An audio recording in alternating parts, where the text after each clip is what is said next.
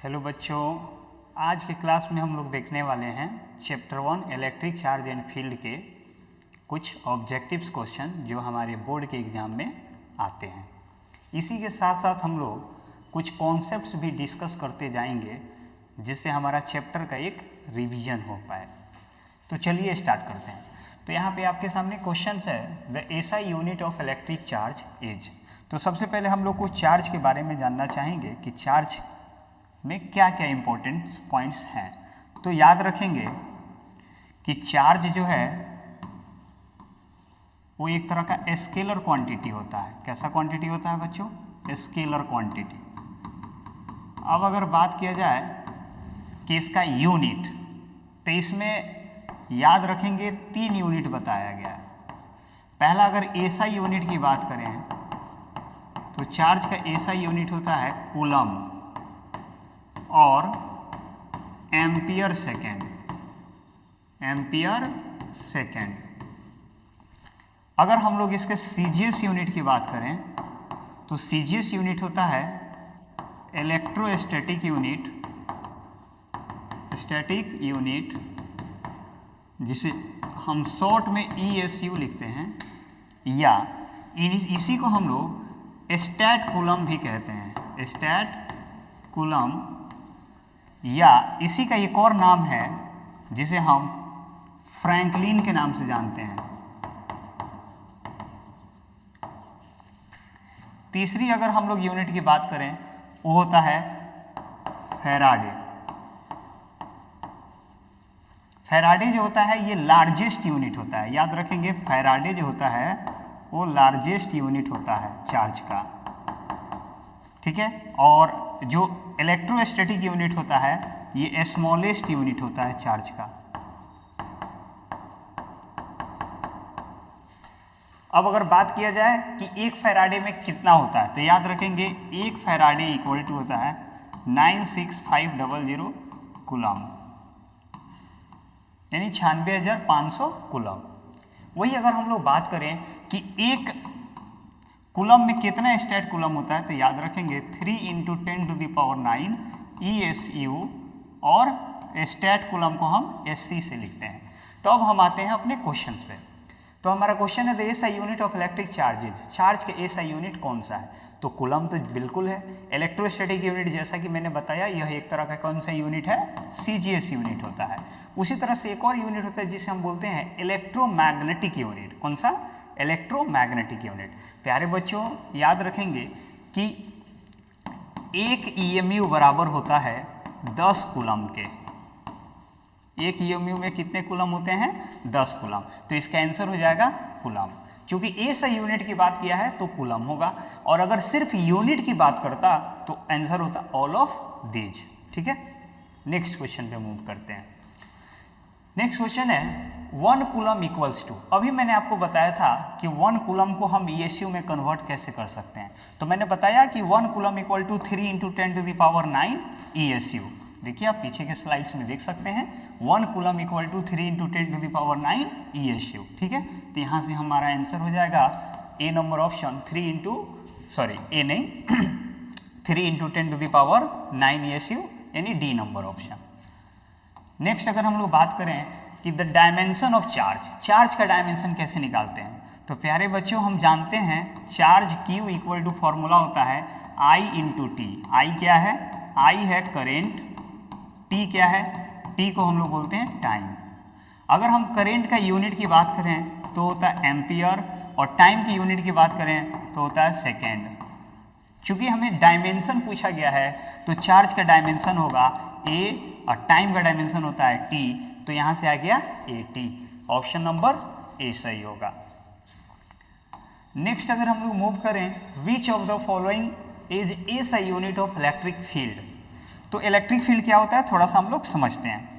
अगर हम बात करें इलेक्ट्रिक फील्ड का तो इलेक्ट्रिक फील्ड बेसिकली फोर्स होता है जो कि किसी भी यूनिट पॉजिटिव चार्ज पर लगता है। तो फोर्स पर यूनिट हम लोग इसको लिख सकते हैं चार्ज। यानी कि अगर हम लोग से यूनिट पूछा गया तो बच्चों फोर्स का यूनिट क्या होता है? न्यूटन। और चार्ज को किस चीज़ में मापते हैं हम लोग? कूलम। तो आंसर होगा हमारा न्यूटन पर कूलम। देखेंगे ऑप्शन नंबर ए सही है, न्यूटन पर कूलम। साथ ही साथ एक और इसका फॉर्मूला होता है इलेक्ट्रिक फील्ड का, याद रखेंगे, electric field equal to voltage upon distance. क्या होता है? Voltage upon distance. तो वोल्टेज का यूनिट होता है बच्चों वोल्ट और डिस्टेंस का यूनिट होता है मीटर। तो इसलिए इसका जो आंसर होगा वो होगा वोल्ट पर मीटर, यानी कि ऑप्शन ए और बी दोनों सही है। तो इसमें हम कौन सा ऑप्शन के साथ जाएंगे? Both A and B. ठीक है, चलिए नेक्स्ट अगर बात करें electric field lines provide information about. तो इलेक्ट्रिक फील्ड लाइंस क्या होते हैं, थोड़ा सा इसको हम लोग देख लेते हैं। तो इलेक्ट्रिक फील्ड लाइंस ऐसे हम लोग स्ट्रेट लाइन में भी दिखा सकते हैं, ये एक तरह से कर्व लाइन में भी हम लोग दिखा सकते हैं। हमेशा याद रखेंगे कि electric field lines positive charge से निकल के नेगेटिव चार्ज की ओर जाता है। कहाँ से कहाँ जाता है बच्चे? पॉजिटिव से निकल करके नेगेटिव चार्ज की ओर। यानी कि अगर कहीं भी इलेक्ट्रिक फील्ड का डायरेक्शन पूछा जाएगा तो पॉजिटिव चार्ज से अवे जाएगा, away from positive charge, away from positive charge.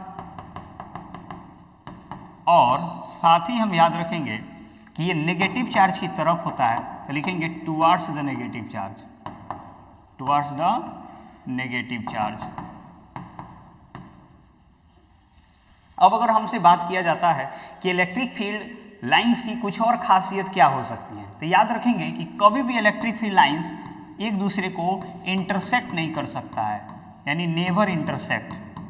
ये कभी भी एक दूसरे को इंटरसेक्ट नहीं कर सकती हैं। रीजन क्या है? तो इसका रीजन है इंटरसेक्ट जब करता है तो इलेक्ट्रिक फील्ड एक तरह का वेक्टर क्वांटिटी है, इसका दो डायरेक्शन मिलेगा जो कि असंभव हो सकता है। एक पॉइंट पे इलेक्ट्रिक फील्ड का डायरेक्शन फिक्स होता है। तो अब आते हैं सवाल पे। सवाल है electric field lines provide information about. Electric field से क्या पता चलता है? तो सबसे पहले चूंकि इलेक्ट्रिक फील्ड जो है फॉर्मूला होता है फोर्स बटा चार्ज, तो इसे हमें स्ट्रेंथ के बारे में तो पता चलेगा ही, फील्ड स्ट्रेंथ, डायरेक्शन के भी बारे में पता चलता है, और नेचर ऑफ चार्ज। अगर ये अवे है यानी पॉजिटिव चार्ज से निकला है, और अगर टुवार्ड्स द नेगेटिव चार्ज है, टुवार्ड्स है तो इसका मतलब नेगेटिव चार्ज है। जैसे कि हम यहाँ बता सकते हैं डायरेक्शन देख के कि ये इस तरफ जा रहा है यानी इस तरफ माइनस चार्ज होगा, और चूंकि यहाँ से जा रहा है तो इधर प्लस चार्ज होगा, राइट। तो इसका आंसर होगा all of these. Next question पे अगर मूव करें तो क्वेश्चन है the force acting per unit charges. किसी भी चार्ज पर लगने वाला फोर्स को क्या कहते हैं? तो अभी हमने पढ़ा था कि फोर्स पर यूनिट चार्ज को क्या बोलते हैं बच्चों? Electric field. Force upon charge यानी E इक्वल टू फॉर्मूला होगा F/Q। तो क्या फॉर्मूला आएगा इसका? Electric field. नेक्स्ट क्वेश्चन की ओर अगर मूव करें तो क्वेश्चन है the SI unit of surface charge density.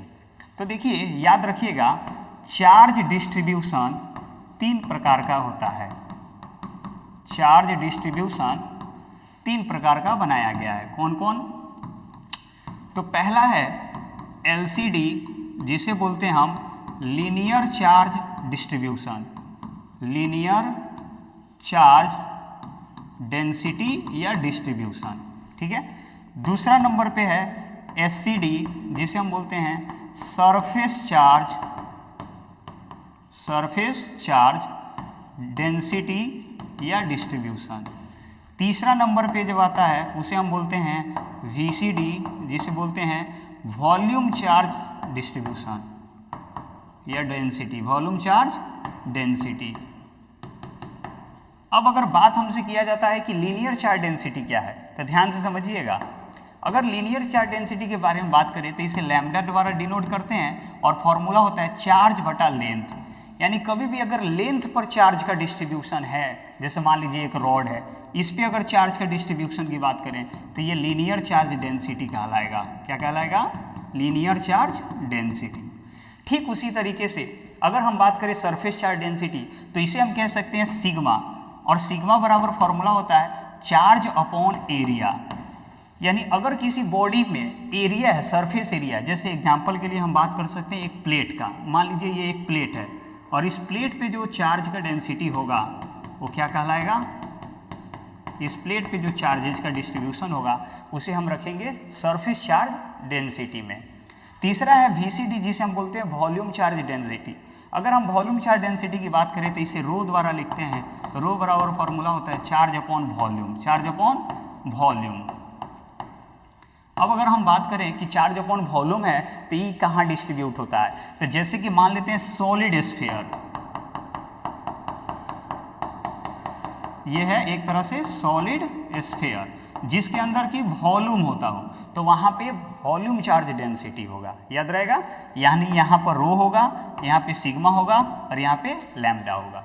अब आते हैं क्वेश्चन पे, तो क्वेश्चन कर रहे थे SI unit of surface charge density, surface charge density का एसआई यूनिट क्या होता है, तो हम यहाँ से बात कर सकते हैं चार्ज का यूनिट क्या होता है बच्चों, कूलम, और एरिया का क्या होता है मीटर स्क्वायर, यानी कूलम पर मीटर स्क्वायर।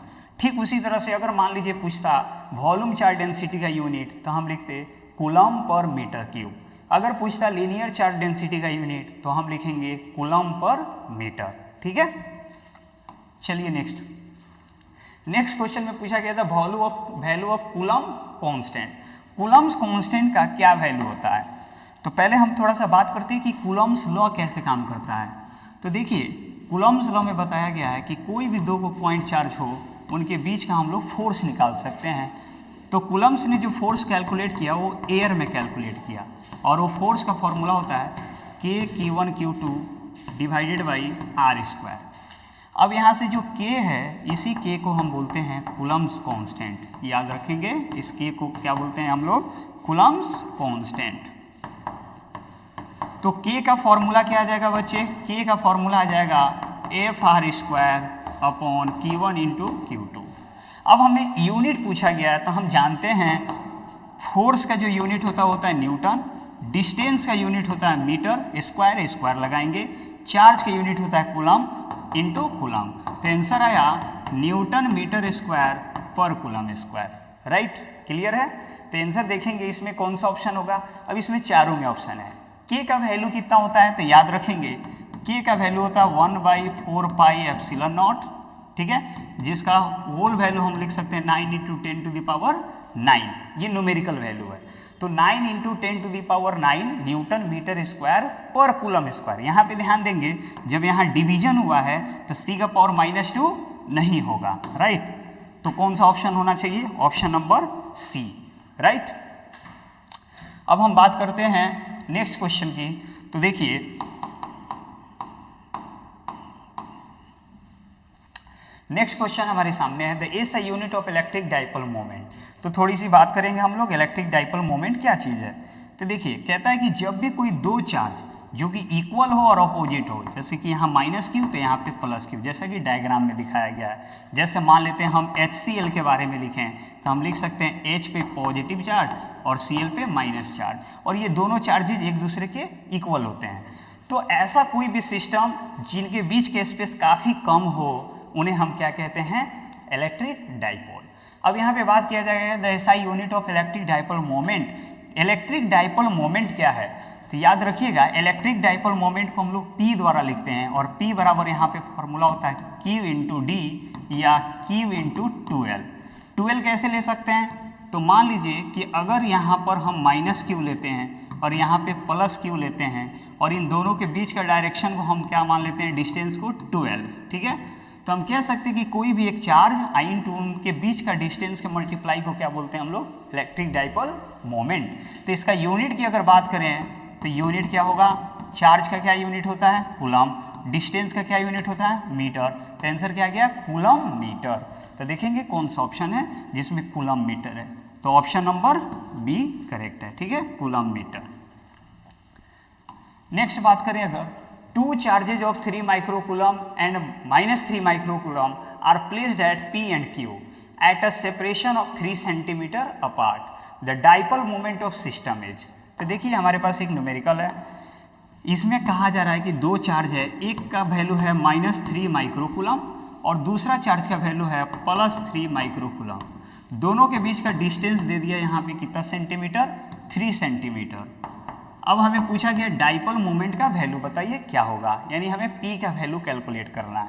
तो P बराबर क्या फॉर्मूला पढ़ाया मैंने, Q × D यानी कि डिस्टेंस। तो याद रखेंगे यहाँ पे Q का वैल्यू, चार्ज का वैल्यू दिया है 3 × माइक्रो मतलब 10⁻⁻⁶, और डिस्टेंस चूंकि 3 है, सेंटी में है, सेंटी को बदलेंगे मीटर में, तो यहाँ पे मल्टीप्लाई करेंगे 10⁻⁻2 से, ठीक है, तो मल्टीप्लाई होके बनेगा 3 में 3 से 9, 10⁻⁻8 और ये आंसर होगा कूलम मीटर में। तो देखेंगे कौन सा ऑप्शन है। 9 × 10⁻⁻8 से हमारे पास दो ऑप्शन है। तो मैंने बताया था आपको डायरेक्शन के बारे में कि डाइपोल मोमेंट का डायरेक्शन किधर से किधर होना चाहिए। तो याद रखेंगे इलेक्ट्रिक डाइपोल मोमेंट का डायरेक्शन नेगेटिव चार्ज से पॉजिटिव चार्ज की ओर होता है। इलेक्ट्रिक डाइपोल मोमेंट का डायरेक्शन नेगेटिव चार्ज से पॉजिटिव चार्ज की ओर होता है। तो क्वेश्चन में P पॉइंट पे 3 माइक्रोकूलम था और Q पॉइंट पे देखेंगे कौन सा था, ये 3 माइक्रोकूलम, ठीक है, -3। तो P पॉइंट यहाँ पे हो जाएगा और Q पॉइंट यहाँ पे हो जाएगा, क्योंकि कह रहा है कि 3 microcoulomb and -3 microcoulomb are placed at P and Q, यानी P पे होगा 3 और Q पे हो जाएगा -3, ठीक है। तो इसका डायरेक्शन Q से P की ओर होगा। किधर से किधर होगा, Q से P की ओर। तो देखेंगे कौन सा ऑप्शन है, Q to P, राइट। समझ में आ गया। चलिए आगे बढ़ते हैं। अगर नेक्स्ट क्वेश्चन की बात करें, when an electric dipole is placed in uniform electric field then it has. तो ध्यान रखिएगा, अगर जैसे ही हम किसी डाइपोल को, जैसे ये लेट अस कंसीडर ये -Q to +Q एक तरह का डाइपोल है, इस डाइपोल को हम इलेक्ट्रिक फील्ड में रखते हैं तो होता क्या है। तो चूंकि यहाँ दोनों ही चार्ज सेम है, दूसरी चीज यहाँ अगर इलेक्ट्रिक फील्ड का वैल्यू E है तो यहाँ पे भी E है। ये कैसे पता चला, यहाँ क्वेश्चन में लिखा है uniform electric field. Uniform electric field का मतलब ऐसा इलेक्ट्रिक फील्ड जो कहीं भी चेंज नहीं हो रहा हो। इलेक्ट्रिक फील्ड को हम दो तरीके से लिखते हैं, ध्यान दीजिएगा। इलेक्ट्रिक फील्ड को दो तरीके से लिखा जाता है, एक यूनिफॉर्म और एक non uniform. Non uniform, uniform का मतलब जिसका वैल्यू हर एक पॉइंट पे फिक्स हो, कांस्टेंट हो, और नॉन यूनिफॉर्म का मतलब जिसका वैल्यू हर एक पॉइंट पे चेंज होता हो। जैसे एग्जांपल के लिए अगर हम इलेक्ट्रिक फील्ड बराबर लिखते हैं 20 न्यूटन पर कूलम, तो इसका मतलब ये यूनिफॉर्म है। और अगर हम इलेक्ट्रिक फील्ड बराबर लिखते हैं 20 x न्यूटन पर कूलम, तो इसका मतलब ये नॉन यूनिफॉर्म है, क्योंकि यहाँ जैसे जैसे x का वैल्यू चेंज होगा वैसे वैसे इलेक्ट्रिक फील्ड का भी वैल्यू चेंज होता जाएगा। तो चलिए हम लोगों से पूछा गया कि यहाँ पे क्या क्या होगा। तो याद रखिएंगे, अगर यूनिफॉर्म में रखते हैं डाइपोल को, यूनिफॉर्म इलेक्ट्रिक फील्ड में, तो उसके पास पहला तो टॉर्क होता है। क्या होता है बच्चों, टॉर्क। दूसरा कि नेट फोर्स 0 होता है। नेट फोर्स क्या होता है, 0। क्यों 0, क्योंकि इस डायरेक्शन में फोर्स लगेगा F बराबर QE और इस डायरेक्शन में भी फोर्स लगेगा F बराबर QE, और ये दोनों अपोजिट होने के कारण एक दूसरे को कैंसिल कर देगा। तो यहाँ पे ऑप्शन है कि टॉर्क होता है, नेट फोर्स होता है, दोनों होता है। आंसर होगा ओनली टॉर्क। नेट फोर्स क्या हो जाता है, 0। उसके बाद अगर हम बात करें कि what will be the torque in stable equilibrium of dipole. Stable equilibrium और अनस्टेबल इक्विलिब्रियम, ये 3 प्रकार के इक्विलिब्रियम होते हैं। देखिए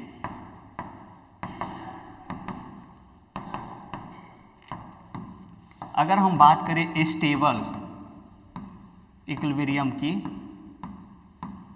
और अगर हम बात करें अनस्टेबल इक्विलिब्रियम की, तो स्टेबल इक्विलिब्रियम तब बोलते हैं बच्चों जब थीटा का वैल्यू 0 डिग्री हो। कितना डिग्री हो, 0 डिग्री। अनस्टेबल इक्विलिब्रियम हम तब बोलते हैं जब थीटा का वैल्यू 180 डिग्री हो। कितना डिग्री, 180 डिग्री। इसका मतलब क्या है, ध्यान से समझिएगा। अगर कोई इलेक्ट्रिक फील्ड के बीच में एक डाइपोल अगर आप रखते हो और वो डाइपोल का डायरेक्शन फील्ड के तरफ है, जैसे -Q से +Q, और हमने बताया कि इलेक्ट्रिक फील्ड का डायरेक्शन होता है नेगेटिव से पॉजिटिव, तो यहाँ जिधर इलेक्ट्रिक फील्ड जा रहा है उसी तरफ देखिए हमारा इलेक्ट्रिक डाइपोल मोमेंट भी जा रहा है। तो इसको बोलेंगे स्टेबल, क्योंकि दोनों के बीच में एंगल क्या बन रहा है, 0, राइट। उसी तरह से अगर हम यहाँ पे बात करें, मान लीजिए ये हमारा इलेक्ट्रिक फील्ड है और इसी में अगर हम देखते हैं कि इस डायरेक्शन में, यानी कि -Q यहाँ रख दें और +Q यहाँ रख दें, तो अब हमारा जो इलेक्ट्रिक डाइपोल मोमेंट का डायरेक्शन हुआ वो अपोजिट हो गया। इलेक्ट्रिक फील्ड तो इधर जा रहा है जबकि डाइपोल मोमेंट इधर आ रहा है। तो ऐसे कंडीशन को बोलते हैं अनस्टेबल इक्विलिब्रियम, ठीक है। अनस्टेबल इक्विलिब्रियम में एंगल का वैल्यू कितना होता है, 180 डिग्री। तो अब हमसे पूछा गया है what will be torque in stable equilibrium. तो टॉर्क का फॉर्मूला क्या होता है, याद रखिएगा। टॉर्क का फॉर्मूला होता है, टॉर्क को टाउ से लिखते हैं P vector cross E vector, ठीक है। टाउ का ये फॉर्मूला होता है। P क्रॉस E को सॉल्व करते हैं तो आता है PE sin theta, PE sin theta. तो ये आ जाएगा P इंटू ई साइन थीटा का वैल्यू कितना डिग्री रखना है बच्चों, 0। तो आंसर होगा साइन 0 का वैल्यू 0 होता है, जिसकी वजह से ये टोटल आंसर क्या आ जाएगा 0, यानी कि आंसर होगा इसका ऑप्शन नंबर डी। नेक्स्ट अगर क्वेश्चन की हम बात करें तो क्वेश्चन है energy of dipole when torque is maximum, यानी कि अगर किसी डाइपोल की हम एनर्जी की बात करें कि उसे रोटेट करने में क्या एनर्जी होता है, तो याद रखेंगे एनर्जी का फॉर्मूला होता है minus P E cos theta. You क्या है, ये है एनर्जी, और टॉर्क का क्या फॉर्मूला होता है, टॉर्क का फॉर्मूला होता है पी ई साइन थीटा। ठीक है, तो कह रहा है energy of dipole when torque is maximum. तो टॉर्क कब मैक्सिमम होता है थोड़ा सा समझते हैं। अगर हमें बात करता है कि टॉर्क का वैल्यू क्या हो, मैक्सिमम हो, तो हम समझ जाएंगे कि यहाँ पर साइन थीटा का वैल्यू मैक्सिमम होगा, यानी साइन थीटा का वैल्यू मैक्सिमम है यानी कि 1 होता होगा। थीटा का वैल्यू कितना डिग्री पे 1 होगा, 90 डिग्री पे। अब हमें एंगल पता चल गया, यहाँ पे हम एंगल का वैल्यू रख देंगे, तो आंसर होगा माइनस पी कॉस थीटा का वैल्यू कितना पुट कर देंगे 90, माइनस पी इंटू कॉस 90 का वैल्यू क्या होता है बच्चों 0, यानी आंसर क्या होगा अगेन 0। तो इसका आंसर होगा 0, राइट। उसके अगर नेक्स्ट क्वेश्चन की बात करें, क्वेश्चन है the energy required to rotate a dipole from a stable position to unstable position, यानी कि स्टेबल से हमें कहाँ जाना है अनस्टेबल। तो याद रखेंगे जब भी अगर क्वेश्चन में ऐसा आता है कि फ्रॉम थीटा 1 से थीटा 2 अगर हमें रोटेट करना हो डाइपोल को, तो एनर्जी बराबर फॉर्मूला होगा P E bracket open cos theta 1 minus cos theta 2, right, cos theta 1 minus cos theta 2। यहाँ पे देखेंगे सबसे पहले डाइपोल किस कंडीशन में था, तो कह रहा है कि from a stable position, stable कितने डिग्री को बोलते हैं पढ़ाया था मैंने 0, और अनस्टेबल कितने को बोलते हैं 180। पता चल गया, स्टेबल का मतलब 0 डिग्री, अनस्टेबल का मतलब 180 डिग्री। तो यहाँ पे पुट कर देंगे, ठीक है। अब यहाँ पे देखेंगे तो आ जाएगा P इंटू कॉस 0 का वैल्यू 1 माइनस कॉस 180 का वैल्यू होता है -1। तो यहाँ पे हम लोग का आंसर क्या आने वाला है, आंसर आएगा P इंटू 1, अब माइनस माइनस हो जाएगा प्लस, यानी 1 और 1 कितना आ जाएगा बच्चे 2 टाइम्स ऑफ P। देखेंगे कौन सा ऑप्शन है, ऑप्शन नंबर ए। अगर नेक्स्ट क्वेश्चन की बात करें तो अगला क्वेश्चन है when a body is positively charge then its mass. अगर कोई बॉडी पॉजिटिवली चार्ज है तो इसका मास क्या होगा। ध्यान से देखिए, मान लेते हैं अगर ये बॉडी है, ठीक है, इस पे जितना भी आज मैंने आपको क्वेश्चन कराया है इनमें से 99% क्वेश्चन जो है आपके बोर्ड के एग्जाम में आते हैं रिपीटेटिव। यहाँ पे अगर बात करें ये बॉडी है, अगर इस पॉजिटिव चार्ज है, तो पॉजिटिव चार्ज कब होता है, जब इलेक्ट्रॉन बॉडी से क्या हो बाहर हो, इलेक्ट्रॉन्स आर रिमूव। ध्यान दीजिएगा, अगर रिमूव्ड है तो बॉडी कैसा है पॉजिटिव चार्ज। नेगेटिव चार्ज का क्या मतलब, इसका मतलब है इलेक्ट्रॉन्स आर जो है ये जितने भी इलेक्ट्रॉन्स हैं इसके अंदर क्या हुए हैं रिसीव हुए हैं, यानी गेन। अगर यहाँ पे ध्यान देखें तो इलेक्ट्रॉन का गेन हुआ और यहाँ पे इलेक्ट्रॉन का जो है लॉस हुआ, यानी कि बाहर गया। तो अगर कोई बॉडी पॉजिटिव चार्ज है तो इलेक्ट्रॉन बाहर गया तो मास क्या होगा, इसका मास डिक्रीज होगा। क्या होगा, डिक्रीज। याद रखेंगे इसका मास क्या होगा, डिक्रीज होगा। इसको अच्छे से मैं बना दे रहा हूँ ताकि आप ध्यान में रखें। देखिए पॉजिटिव चार्ज के केस में क्या होता है, चार्ज को हम लोग 2 हिस्सों में बांट रहे हैं। अगर बॉडी पॉजिटिव चार्ज है, कैसा है पॉजिटिव चार्ज, तो इस केस में मास क्या होगा डिक्रीज हो जाएगा। क्या हो जाएगा डिक्रीज, क्योंकि इलेक्ट्रॉन बाहर जाएगा। अगर बॉडी नेगेटिव चार्ज है, नेगेटिव चार्ज, तो इस केस में मास क्या होगा इंक्रीज करेगा, क्योंकि इलेक्ट्रॉन बॉडी के अंदर आएगा, राइट। तो इसमें देखिए कि कौन सा ऑप्शन है, when a body is positively charge. अगर पॉजिटिवली चार्ज है तो मास क्या होगा बॉडी का डिक्रीज करेगा। नेक्स्ट क्वेश्चन की अगर बात करें, the dielectric constant of a metal is. Metal का डाइलेक्ट्रिक कांस्टेंट क्या होता है, तो सबसे पहले थोड़ा सा कॉन्सेप्ट हम डाइलेक्ट्रिक के बारे में समझेंगे। अगर मैं डाइलेक्ट्रिक की बात करूं तो डाइलेक्ट्रिक को हम लोग के द्वारा लिखते हैं। फॉर्मूला होता है F air upon F medium, यानी ये सबसे पहली बात कि दो मीडियम में फोर्स का रेशियो है। कौन कौन सा मीडियम? तो कोई एक मीडियम हो जाएगा, कोई भी मीडियम हो सकता है, और दूसरा जो मीडियम होगा हमेशा वैक्यूम या एयर लिया गया। इनके रेशियो को हम के द्वारा लिखते हैं। इसको एक और नाम से हम जानते हैं जिसे हम कहते हैं ई आर। ई आर क्या है? Relative electrical permittivity. Relative electrical permittivity. याद रखेंगे एक बात इसमें हमेशा कि ईयर का जो वैल्यू है वो या के का वैल्यू अलग अलग मटेरियल के लिए अलग अलग होता है। अगर हम बात करें एयर, तो एयर के लिए के का वैल्यू 1 होता है। अगर हम बात करें मेटल, तो मेटल के लिए के का वैल्यू इन्फिनाइट होता है, ठीक है। और अगर हम बात करें जीरो किसके लिए होता है, तो नहीं होता है। याद रखेंगे के का वैल्यू हमेशा 1 से बड़ा होगा। के का वैल्यू हमेशा 1 से या तो बड़ा होगा नहीं तो 1 के बराबर होगा। याद रखेंगे के का वैल्यू हमेशा 1 से बड़ा होगा नहीं तो 1 के बराबर होगा, ठीक है। तो यहाँ पे पूछा गया मेटल के लिए, तो मेटल के लिए क्या होता है बच्चे? अभी मैंने बताया था, देखिए मेटल के लिए क्या होता है? इन्फिनाइट। नेक्स्ट अगर बात करें the value of year in air, air के लिए क्या होगा? तभी मैंने बताया था ईयर का ही नाम क्या है? डाई इलेक्ट्रिक कॉन्स्टेंट, यानी इसी को हम लोग क्या बोलते हैं? Dielectric constant. तो इसमें देखेंगे डाई इलेक्ट्रिक कॉन्स्टेंट इसी का नाम है, उसका वैल्यू अगेन क्या होगा? एयर के लिए, एयर के लिए क्या होता है? 1 होता है। नेक्स्ट अगर बात किया जाए the dielectric constant for K for water, water के लिए, हाँ याद रखेंगे वाटर के लिए ये जो वैल्यू है वो 81 होता है। कितना होता है? 81, यानी वाटर का फिक्स होता है 81। अगर नेक्स्ट क्वेश्चन की बात करें the electric flux of cube is, सबसे पहले समझते हैं कि फ्लक्स क्या होता है। ध्यान दीजिएगा, जो फ्लक्स होता है, फ्लक्स को हम बोलते हैं इलेक्ट्रिक फील्ड इनटू एरिया, यानी किसी भी सरफेस से कितना मात्रा में इलेक्ट्रिक फील्ड पास हो रहा है, इसी चीज़ को हम लोग क्या बोलते हैं? फ्लक्स। इसे फाई द्वारा डिनोट करते हैं, ठीक है। तो अब यहाँ पे पूछा गया फ्लक्स का क्या फॉर्मूला होगा? तो फ्लक्स बराबर एक फॉर्मूला होता है Q बाई एप्सिलॉन नॉट। क्या होता है? Q by epsilon not. याद रखेंगे ये जो Q है इसको हम इनक्लोज चार्ज कहते हैं, यानी ये हमेशा सरफेस के अंदर होना चाहिए, बॉडी के अंदर होना चाहिए। तो यहाँ पे ऑप्शन होगा Q बाई एप्सिलॉन नॉट। इसे गॉस लॉ भी कहा जाता है। नेक्स्ट है the electric flux of A cube is when charge is placed at corner.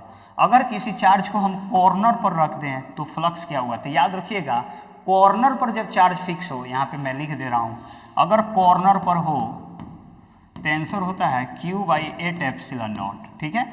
और अगर यही सरफेस पे हो, कहाँ पे हो? सरफेस पे, तो आंसर होता है Q बाई 2 एप्सिलॉन नॉट, किसी क्यूब के द्वारा। वही अगर एज पे हो, कहाँ हो? एज पे, तब आंसर होता है Q बाई 4 एप्सिलॉन नॉट, ठीक है, याद रखेंगे। तो यहाँ पे पूछा गया है charge is placed at corner, corner पर अगर है तब जो क्यूब का फ्लक्स होगा Q अपॉन क्या होगा? 8 एप्सिलॉन नॉट, ठीक है। नेक्स्ट अगर क्वेश्चन की हम लोग बात करें तो देखिए अगला क्वेश्चन हमारे सामने है the electric flux through the given body. एक बॉडी है, देखिए ये बॉडी ओपन है। गॉस लॉ कहता है, जो गॉस का एक रूल है, गॉस लॉ में बताया गया कि ये हमेशा एप्लीकेबल होगा क्लोज बॉडी के लिए। किसके लिए एप्लीकेबल है?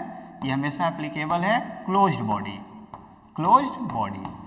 तो क्लोज बॉडी कहने का मतलब ये तो अगर किसी कटोरी के ऊपर हम रख देते हैं चार्ज, तो ये तो बाहर से ऊपर से तो ओपन है, इसे क्लोज करने के लिए सिमिलर ऐसा ही एक कटोरा बनाना पड़ेगा जिससे ये क्लोज हो जाएगा, यानी दो बॉडी मिलकर क्लोज हुआ। तो हम लिखेंगे 2 × 5 equal to Q upon epsilon naught. अब यहाँ एक बॉडी का बात कर रहा है, तो एक बॉडी के लिए क्या होगा? एक बॉडी के लिए Q अपॉन 2 एप्सिलॉन नॉट, ठीक है। सरफेस पर होगा तो मैंने अभी बताया था कि 2 से डिवाइड करते हैं, आंसर होगा Q upon 2 epsilon not. Next अगर बात करें the electric field at axial point of electric dipole. याद रखेंगे इलेक्ट्रिक डाइपोल के कारण इलेक्ट्रिक फील्ड जो होता है उसका 3 फॉर्मूला होता है। कौन कौन मैं बात कर रहा हूँ? अगर पहला हमें पूछता है एट एक्सियल पॉइंट, तो एक्सियल पॉइंट के लिए फॉर्मूला होता है E एक्सियल बराबर 2kp/r³, ठीक है। अगर हमसे बात करता है इक्वेटोरियल पॉइंट, तो इक्वेटोरियल के लिए फॉर्मूला है E इक्वेटोरियल बराबर kp/ इक्वेटोरियल पॉइंट पे अगर पूछता है तो kp/r³, राइट, याद रहेगा। एक्सियल पे 2kp/r³, इक्वेटोरियल पे kp/r³। अगर हम लोग बात करें कि अगर ये पूछता है एट एनी पॉइंट, तो एनी पॉइंट पे इसका फॉर्मूला है बच्चे kp/r³ √3 cos square theta plus 1, kp/r³ √3 cos square theta plus 1, ठीक है। तो याद रखेंगे, इसमें एक्सियल की बात किया गया है। एक्सियल में क्या होता है फॉर्मूला 2kp/r³। नेक्स्ट है the electric field inside a hollow sphere. किसी हॉलो स्फीयर के अंदर इलेक्ट्रिक फील्ड की बात करें तो याद रखेंगे हॉलो स्फीयर के अंदर इलेक्ट्रिक फील्ड 0 होता है, हमेशा याद रखना है, ठीक है। नेक्स्ट अगर बात करें the electric field at outer surface of A hollow sphere is, जबकि आउटर सरफेस पर अगर बात करता है यानी इस पॉइंट पे, तो वो कभी भी 0 नहीं होगा। आउटर सरफेस पे इलेक्ट्रिक फील्ड का जो फॉर्मूला मैंने बताया था E बराबर kq/r², तो O लगेगा। तो यहाँ पे देखेंगे कौन सा ऑप्शन होगा kq/r², ठीक है। अगर नेक्स्ट क्वेश्चन की बात किया जाए तो क्वेश्चन है the electric field at a point near by thin sheet of charge conductor. देखिए ये भी बराबर एग्जाम में पूछा जाता है, याद रखेंगे। अगर क्वेश्चन में आता है इलेक्ट्रिक फील्ड, है ना, और प्लेट की वजह से पूछता है, तो प्लेट की वजह से इलेक्ट्रिक फील्ड का फॉर्मूला होता है σ/ε0। वही अगर सीट के वजह से पूछ देगा, किसके वजह से, सीट के, तब फॉर्मूला होगा σ/2ε0, याद रहेगा। अगर सीट की वजह से पूछता है तो σ/2ε0, और प्लेट की वजह से पूछता है तो σ/ε0। अब यहाँ पे देखेंगे क्या सवाल है, electric field at a point near by thin sheet की वजह से मैंने क्या पढ़ाया σ/2ε0। नेक्स्ट अगर क्वेश्चन की बात करें तो कह रहा है electric field at a point near by plate of A charge conductor, यानी कंडक्टिंग प्लेट, कंडक्टर का मतलब प्लेट हो गया, प्लेट के अगर कारण पूछा जाए तो क्या आंसर होगा σ/ε0। नेक्स्ट अगर बात करें electrostatic field is, electric field याद रखिएगा कंजर्वेटिव फोर्स होता है, और साथ ही साथ यहाँ पे लिखा हुआ है रिमेन सेम, यानी इलेक्ट्रिक फील्ड जो है कांस्टेंट हो भी सकता और नहीं भी हो सकता। तो इसका आंसर क्या होगा, हमेशा कंजर्वेटिव फोर्स। नेक्स्ट है which of the following value of n is not possible in q बराबर n। फॉर्मूला होता है q बराबर n, इसमें कौन सा वैल्यू पॉसिबल नहीं है, तो हमेशा याद रखेंगे q बराबर n, जो चार्ज निकालने का फॉर्मूला है उसमें n हमेशा इंटीजर होना चाहिए। इंटीजर कहने का मतलब कंप्लीट नंबर होना चाहिए। तो 100 सही है, 50 सही है, 6.9 कभी भी नहीं हो सकता।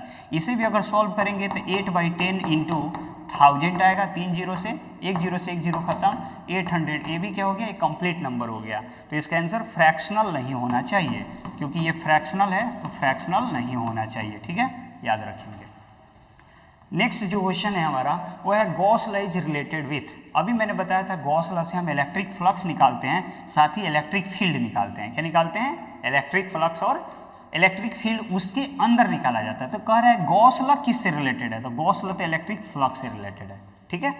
तो आज के लिए हम लोग इतना ही पढ़ेंगे, और नेक्स्ट क्वेश्चन जो है हम लोग किस चैप्टर का डिस्कस करें ये आप कमेंट सेक्शन में ज़रूर बताएं। आज मैंने इस चैप्टर के अंदर जितने भी इम्पोर्टेंट क्वेश्चंस आने वाले थे उन सभी क्वेश्चंस को मैंने डिस्कस किया है।